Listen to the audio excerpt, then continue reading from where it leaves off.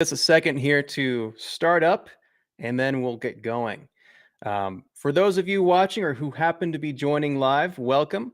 My name is Tyler, and this is the Weekly Wrangle, where we'll be going over some art reviews and we'll be taking a look into some constructive critique on various different Houdini projects that have come up this past month.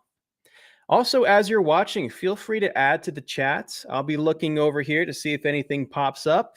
You can also add your demo reel or projects in there if you'd like. So if you have a YouTube link, if you have a Vimeo link, and you want me to pull it up so that we can talk about ways to improve it, feel free to do so. I'm open to whatever you guys are up to right now. But to get things started, we have a few different projects. And let me go ahead and share the screen real quick. So what we'll do here is we'll talk about these renders. We'll talk about what's going well, what's not going well, and go from there. So this right here is from Schvel, I believe, or Schvel, however you might say that. But this is a really cool render. It's like a Red Rocks Canyon sort of thing, kind of like a Bryce Canyon or a Zion National Park in Utah. I actually live pretty close to these rocks right here, or these sort of features. And it's a really cool phenomenon that you find in nature. So one of the first things I wanted to point out is that when you have a project like this, it's difficult to make things feel big, right? Whenever you have an environment of any kind, scale is massively important. You have to really compare how big does the little speck of sand look compared to the giant cliffside? How big does the rock look compared to everything else in the scene? And if one little thing is off, then it really can just alter the scale in a negative way. And so one of the things that you'll want to watch out for when you're creating environments, again, is the relative scale from one object to the next. Now, the scale here isn't so bad, but it definitely feels like a small little nook. And the reason why is because the small rock here, or even these little chunks of grass, are kind of small in compared to the canyon. And that could be totally intentional and fine. But one of the things that you definitely want to watch out for is that comparison. And also, one thing I like about this is the fact that we have elements that are layered up. I think another thing that folks sometimes struggle with in large environments is getting enough depth, because that also makes things feel big, right? And so when you look at landscape photography, when you look at renders of environments, it's all about those layers. So if you can get the scale right from one object to another and you have layers, then that's when big environments really start coming together. So with that being said, I do really love how we have these things being layered. That's working pretty well. One thing that I think could improve this, though, is going through a bit more reference and varying the color. So let's take a look at some rock formations real quick. So I just said Utah rock formations. And if we scroll down, we can eventually find something that's pretty darn similar. Maybe this kind of swoopy sandstone as an example. And well, one of the things we'll notice right away is all the detail here comes in the different colors that are layered right next to each other. So I guess my first bit of constructive critique is to go through and add more of those interesting layers of color. We can also see it when we go through, let's say, a photo like this. It's kind of stylized, so it's really brought out. But even photos like that, or what else do we have here? Yeah, stuff like this. We really do have this kind of rainbow effect going on. And so that also, I think, would add a lot of detail to what's happening right here. Another idea that I had when I was looking through here was to add a bit of water, a bit of reflection. One thing that'll break up a scene in a really interesting way is when you have different kinds of material located in one shot. So we have basically a bunch of rock. It's very diffuse, right? But another thing that could bring this into a more interesting zone, again, is that reflective water. Have something that's reflective in there. It also adds a bit of interest when it comes to the light reflecting off of water, maybe hitting the sides of the wall. That too, I think, could go a long way to adding some of that detail in this particular case. So that's pretty much what I have to say about that. I also noticed that in the reference, one of the things that makes this feel really epic is the scale. And again, I think that this could benefit just from having a bigger environment. We see this person back here, right? Really small. If this was like a little shrub of grass, it would be tiny, tiny compared to the sides of these walls. And there's nothing wrong with having this be small right here. But if we want to make it feel big and epic, then we want to, again, make those a little bit smaller. So there you have it. That's kind of the constructive critique there for Spiel. And overall, great job. I think it's a cool project. Also, good to see you, Becca. And good to see you as well, Zodiac. Thanks for tuning in. So moving on here, we have another one here. This is by Spencer Williams. Been working on learning Houdini a bit more, slow and steady. And we have this mossy rock going on. Just really cool. So first of all, I love the lighting.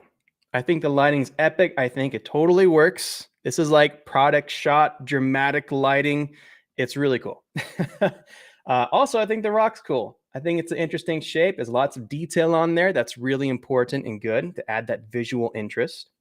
A few things that might be helpful in this situation could be to focus a bit more on the actual geometry itself on the moss. Looks like this might be like a little L system thing that's been instanced across. That's cool. But what I find is that when you look at moss or anything in nature, there's often multiple kinds of things layered on top of each other. So it's not just one kind of plant. Maybe there's multiple kinds. And what you could do is just go to Sketchfab, or you can go to any free model that you download online and just add a few more varieties in there. And I think that would take this a very long way. In addition to that, if you're taking texture maps from nature, you're having a palette that actually makes a bit more sense for what would happen in the real world. I think this neon green is a little bit too stylized, or it's just not very realistic, which isn't necessarily a bad thing, but it definitely comes off as stylized. And that's a little bit weird when we have a realistic rock that it sits on top of. So just something to kind of watch out for. The color palettes, if you go realistic on everything, generally speaking. And the other thing too is just adding more plant species in there. So that's a few ideas of how to improve this. And one last thing I'll say about the animation is that it does stop abruptly right about there. And so I think it would be good to either have this animation expanding all the way to the end of the clip, or if you are going to stop it, then to stop it less abruptly, or just have the animation be a bit more poppy. So in other words, it feels like the animation is indecisive. It doesn't know what it needs to do. So it just kind of stops. I'd say either go faster and then stop abruptly, or go through the frame, or just go slower and more steady as a fade out. But again, all in all, for learning Houdini for a couple months, this is an awesome intro project, an awesome intro experience, and you are well on your way there, Spencer. So great job. All right, now moving on, we have the Smoke Sim. This is by Harold Perrin. Let's go ahead and check it out. Got this kind of alien hand. It turns into smoke. I feel like this is like a transformation effect of some kind right here, right? So overall, really cool idea. I do love some of the smoke shading on this, how it kind of has this yellow vibe to it, I guess. It's very interesting.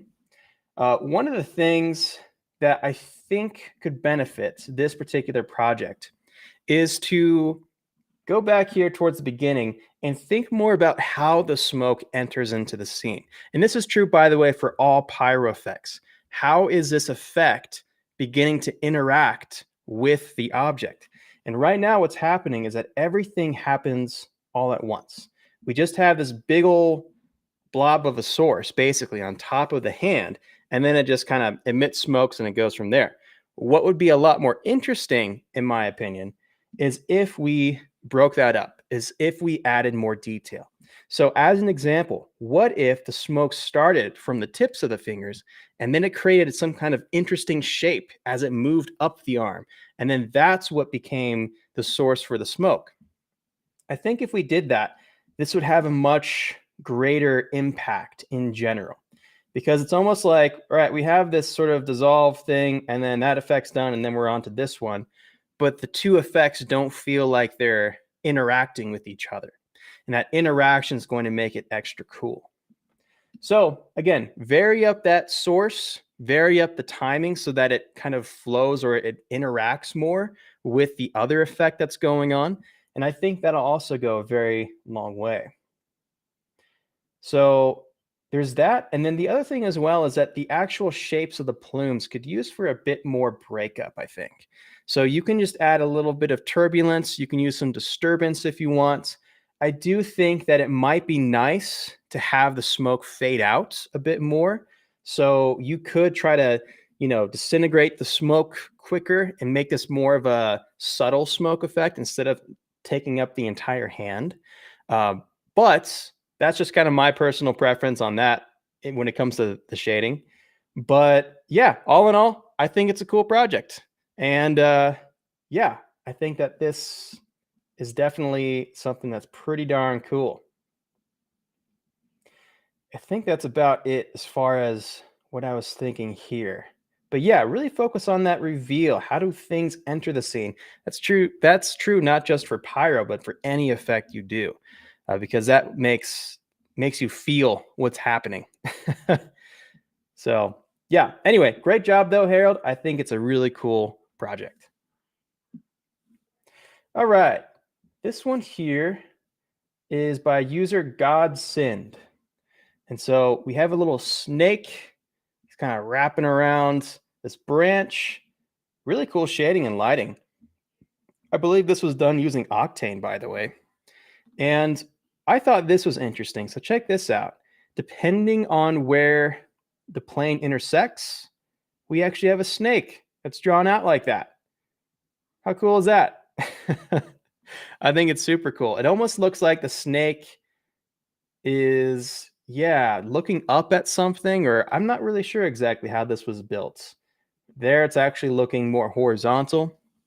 But I just thought that was a really interesting idea and a really cool breakdown. As you guys are putting together your projects, I think it's totally cool if you did something interesting and technical to have a little breakdown like this after you show a project. Or in the very least, if you guys have like personal website, or if you're trying to apply for jobs and you're trying to brag about things that maybe you don't have time for in your reel, this kind of stuff would look great on your website or just as bonus material for people to find if they're trying to research you and potentially hire you at some point. So I thought the breakdown was cool. I think the project's cool. As far as constructive critique goes, I would say that, the tail does get squished back here a fair bit. I don't think that shape is 100% realistic, especially like around here. I think that can do for a bit of a better fix of some kind. But besides the shape and whatnot, I think the shading and lighting kind of makes up for it. So it actually ends up not being a huge deal. We're also hiding all of that with depth of field. So really good usage of depth of field and lighting and shading to kind of hide the problem spots, right? So definitely do that in your own projects. But if I had to pick a bone, just because I see it here in the breakdown, then that is something that I would say. Cool. But again, great job there, Godsind. I think that looks really nice. And it's also great that you rendered that out. All right. So this is a question here from David. Love the vids. Thank you. I wonder if you plan on reviewing some student or fresh out of school Houdini portfolio. Yeah, it'd be awesome to learn from others' mistakes. Yeah, definitely. And actually, one of the things that I will be doing is putting together a CG Forge student reel soon. So if you guys do have projects that you're proud of that I helped you with in any kind of way through CG Forge, let me know about it. Send me a link to it at YouTube or Vimeo. I'm going to, again, put together an awesome compilation of student works, and we can go through some of that once I have that reel put together. I think that'd be a lot of fun. So yeah, great idea. I really, really dig it. So this here is from Zodiac. Speaking of lighting, I'm still waiting for your lighting course. Yes. Yeah, thank you, Zodiac. Yes, absolutely. I've actually been holding off on the lighting just because there could be a lot of changes in Houdini 20 when it comes to color management, and that is also very related to lighting. So for that reason, I've been kind of holding off and trying to address other topics. Right now, I'm making a course on hair and fur, actually. So as soon as that gets done, I'll probably be moving on to some other topics like vellum, maybe even oceans, big environments. But I will definitely circle back around at some point or another and fix up those courses or update them in the near future. So it's definitely on the plan, probably this year after I get a couple of courses out there. But yeah, we will see what happens there. Cool. Well, let's move on. I have, I believe, one more artwork here to show you guys. Not as many for today, but that's okay. All right. So this here is by Sergi. And look at this. I believe this is using a combination of things. It could be vellum, could even be some smoke or fluid simulations, but wow, that looks really, really cool. So yeah, this here is transparent of fabric as principle of transferring various conductive properties to the material. So really, really cool. Again, I think the focus here is on shading and lighting, and I think that this is done really, really well. Whenever you are trying to shade and light stuff, it's important to try to bring out the shapes as much as possible, especially when you have a detailed simulation like this. From what I can tell, if I just had to guess on how this was made, I don't know for sure, but it looks like we start with some kind of fluid solver. So maybe you would start with some smoke and you would make a really interesting smoke solve. From there, you could just take some of that smoke geometry, or you could just take that smoke VDBs, turn it into geometry, and then use that as an interesting start to a vellum simulation, and then advect it using Pyro again. I'm not sure exactly how it was done, but that is my guess as to what's happening here. And it's a really interesting execution of that. Also, I did take a look at Sergi's portfolio website, and it's really, really nice. He's got a lot of fantastic work here. We can see on his website a little bit more detail as to how this was shaded. And it looks like we have these tiny little bits of transparency and dots that are happening on the actual cloth or the fabric. And so that's a very interesting way of creating that transparency that then kind of goes through and gives you these different layers of detail. So that's also really, really awesome. And just in general, I just wanted to point out his portfolio because there's so many cool things that he's doing here, especially when it comes to the presentation of the work. Really beautiful that you have this full screen, moving thing on his website. Looks like this might be a GIF or a autoplay MOV. I love that format. I don't have to click much at all just to see what the work looks like. I'm just experiencing it as if I was at a gallery or something like that.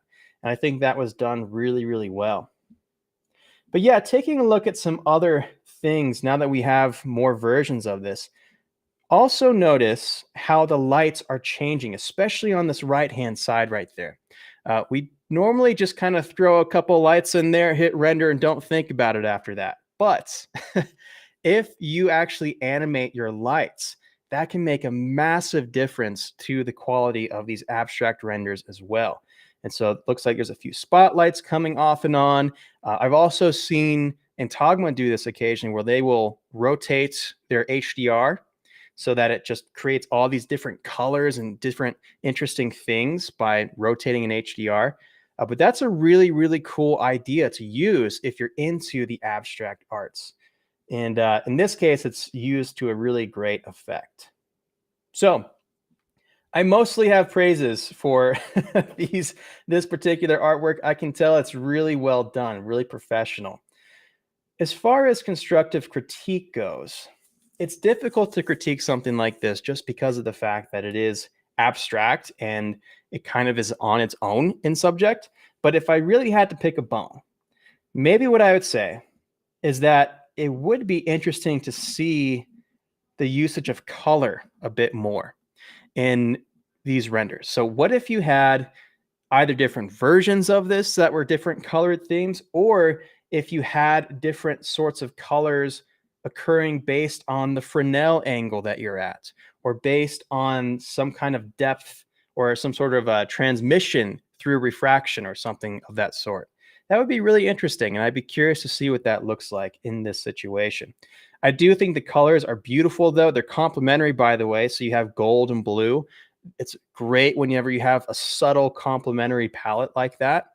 And again, overall, great project. I think his stuff, Sergi, is fantastic and definitely worth taking a look at in general if you're trying to go for abstract art and product design. So great job. All right, my friends. Well, that about does it for this month's Wrangle. Yeah, I've again been up to some hair and fur. I'm also going to be moving here.